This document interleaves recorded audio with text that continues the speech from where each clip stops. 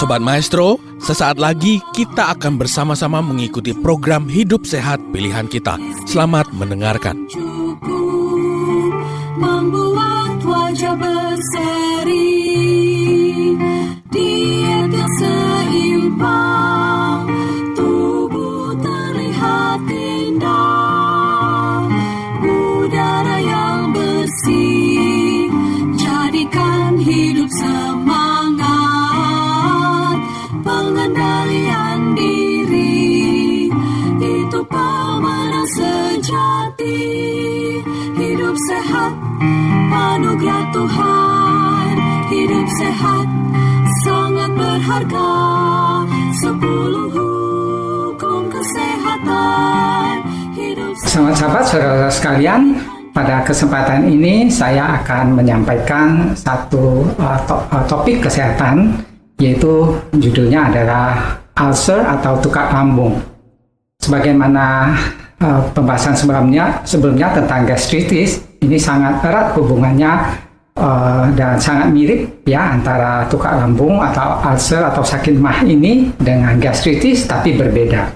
Sekarang coba kita lihat apa itu sakit mah.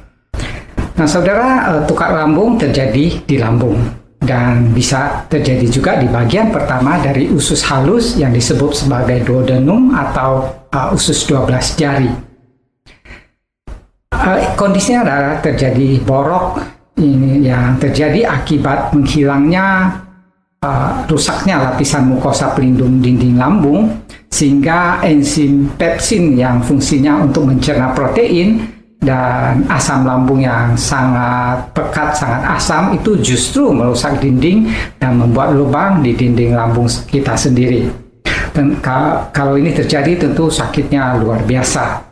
Saya percaya saudara yang menderita sakit mah, saudara tahu ini perih dan sakitnya bukan main. Nah, saudara, diperkirakan sekitar 80% penyakit mah ini disebabkan oleh bakteri H. pylori. Lalu 10% lagi disebabkan penggunaan obat anti radang dan sisanya tidak diketahui penyebabnya. Tapi saudara, sebetulnya sampai saat ini masih belum jelas apakah bakteri H. pylori ini yang menyebabkan sakit mah, atau pada orang yang sakit mah terjadi pertumbuhan bakteri H. pylori yang berlebihan. Belum tahu mana kondisi yang sebetulnya, karena banyak juga orang yang sehat ya, tidak ada gejala sakit mah, tapi di lambungnya juga banyak bakteri H. pylori ini.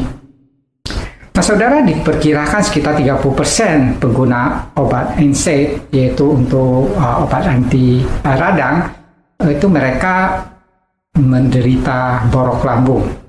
Tentu penggunaan NSAID yang terus-menerus ya dalam jangka panjang.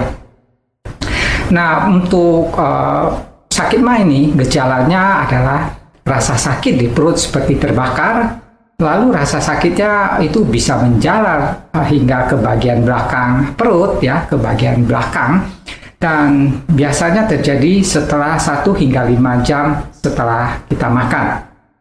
Dan rasa sakitnya ini akan berkurang kalau kita makan atau makan obat antacid, atau kalau muntah, asam lambungnya itu keluar juga rasanya lega, agak lega. Itu adalah ciri-cirinya. Nah, dan saudara, biasanya penderita sakit mah ini kalau kelamaan tentu akan terjadi penurunan berat badan ya. Dan nafsu makan juga berkurang karena ya serba salah gitu, makan sakit, nggak makan sakit. Lalu ciri yang lain adalah kembung, bersendawa, mual, dan jika agak parah, muntahnya bisa berwarna hitam dan kotoran juga bisa berwarna gelap. Saudara, bagi orang yang terlalu sering menggunakan obat anti radang NSAID secara berlebihan ya saudara, seperti aspirin dan obat penghilang rasa sakit yang lain, itu bisa mengakibatkan lubang pada lambung pelan-pelan tanpa disadari, sehingga pada akhirnya menjadi parah. Saudara, obat-obatan ini bisa menghilangkan rasa sakit, tapi juga sekaligus menghambat penyembuhan luka pada dinding lambung. Saudara, pada penderita sakit MAH, sekitar 80%-nya ditemukan bakteri Helicobacter pylori di lambungnya.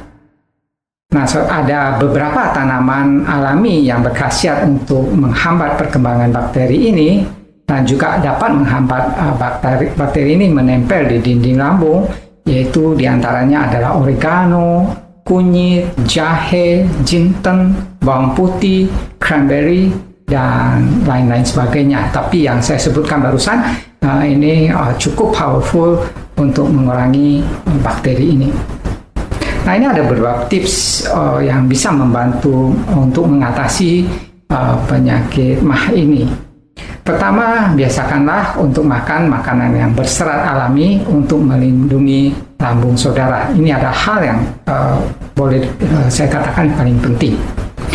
Nah, di dalam penelitian, penderita yang menghindari makanan yang diproses berlebihan atau refinasi seperti gula pasir, lalu semua tepung-tepungan putih, kemudian menghindari gorengan, soft drink, coklat, teh, dan kopi, coklat karena kafeinnya ya, ini akan mengalami perbaikan yang signifikan dari sakit MAH ini. Nah, saudara, makanan yang baik untuk sakit MAH ini adalah sayuran dan buah-buahan yang kaya dengan berbagai vitamin, utamanya adalah vitamin A dan vitamin C. Lalu saudara harus banyak makan buah dan sayuran ya. Biasa kita anjurkan 7 porsi atau lebih supaya terhindar dari sakit MAH ini. Nah, saudara, berikutnya makanan yang baik adalah semua keluarga kubis-kubisan seperti kol, brokoli, kembang kol. Ini semua memiliki efek anti peradangan yang baik. Saudara boleh makan mentah, boleh di jus, boleh dikukus, semua baik. Tapi akan lebih ampuh kalau di jus dan diminum sekitar 1 liter sehari untuk sekitar 2 minggu ya, untuk memperbaiki. Lalu saudara, ada ekstrak jeruk nipis atau jeruk Bali, terutama bagian sponsnya yang putih, itu juga berkhasiat sebagai antiparasit dan antibiotik untuk melawan bakteri H. pylori tadi. Berikutnya, saudara, adalah kentang. Ya, kentang ini sangat baik karena memiliki sifat antasid, membuat rasa nyaman dan menenangkan lambung. Kentang yang mentah itu bisa di jus atau jika tidak suka bisa juga dimasak, kemudian dihancurkan ya jadi bubur. Yang pasti kentang itu jangan digoreng ya, apalagi french fries. Jangan juga dikasih mentega karena mentega itu akan meningkatkan inflamasi. Dan saudara, tepung tapioka itu juga memiliki efek yang sama dengan kentang ya. Jadi tepung tapioka dibikin kayak bubur yang kental, itu juga baik. Nah, saudara, kentang yang mentah ini, yang jus ini hanya digunakan pada saat sakit MAH saja ya. Tidak dimaksudkan untuk diminum terus-menerus karena kentang yang mentah ini mengandung racun protease inhibitor yang akan menghambat pencernaan protein. Jadi dalam kondisi normal ya jangan dimakan mentah lah kentangnya. Sobat Maestro, Anda baru saja mendengarkan program Hidup Sehat Pilihan Kita. Terima kasih atas kebersamaan Anda. Istirahat yang cukup membuat wajah berseri. Diet yang seimbang, tubuh terlihat indah. Udara yang bersih, jadikan hidup semangat. Pengendalian diri, itu pemenang sejati. Hidup sehat, anugerah Tuhan. Hidup sehat, sangat berharga. 10 hukum kesehatan. Hidup sehat.